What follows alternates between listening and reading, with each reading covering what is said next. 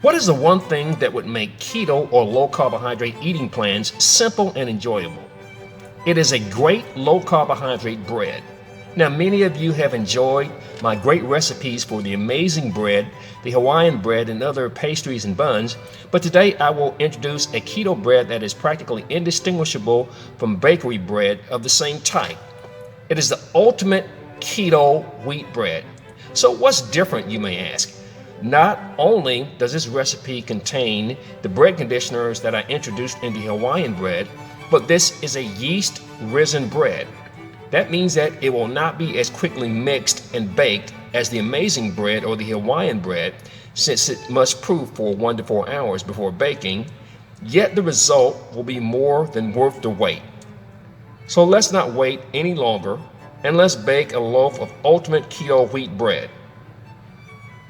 You will need the following ingredients: vital wheat gluten, almond flour, 3 eggs or 2/3 of a cup egg substitute, fast rising yeast, powdered erythritol, milk or half and half. I prefer half and half since it has a little bit fewer carbohydrates, butter or olive oil, guar gum, xanthan gum, salt, and vinegar. The first step is to heat 1 cup of milk or half and half in a microwave for 45 seconds.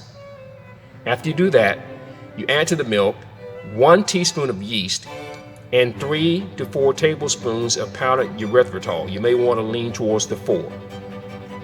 Mix it together, then add to the milk mixture 1.5 cups vital wheat gluten, 1/2 cup almond flour, the 3 eggs or egg substitute, 1/4 cup melted butter or olive oil, 1 teaspoon xanthan gum, 1 1/2 teaspoons guar gum, or you can have 1 1/4 teaspoons.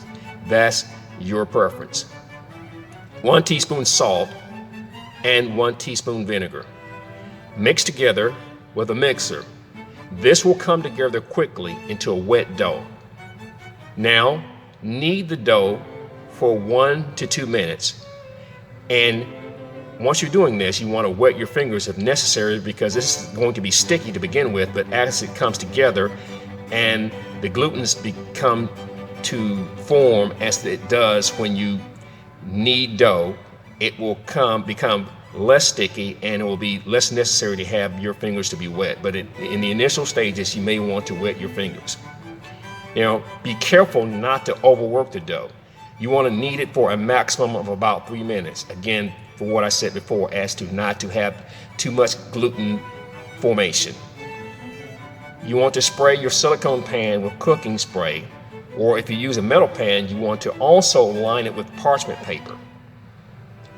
Place the dough into the pan and level it out with a spoon or your index finger. You probably will more lean towards your index finger for uniform smoothness. Afterwards, you spray the top with cooking spray, and then you cover the pan with a plastic bag. You don't have to use anything complicated, just something simple like a plastic bag that you get from a grocery store. Next, you place the pan in an oven that you warm for 1 to 2 minutes, and make sure that you turn it off after about 1 to 2 minutes. And then you place the pan into it and you allow the dough to proof for 1 to 4 hours. Now, it can be left overnight if you are kind of pressed for time, but generally speaking, at about the 1 to 4 hour span of time, that's enough time for the dough to proof.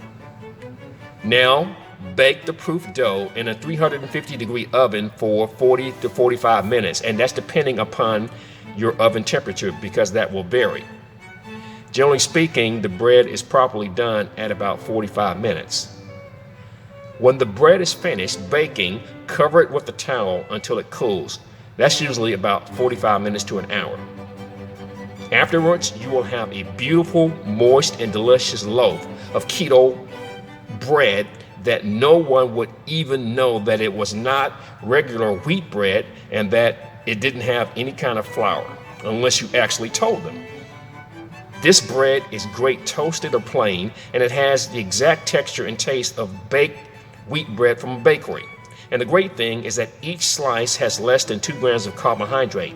Amazing. Nothing fancy, no bread machine, just a simple, uncomplicated method of making a fantastic keto wheat bread that may be the best ever.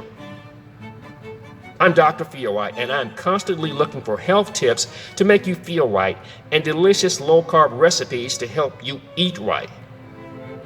I appreciate you all, and as always, thanks for watching and have a great day.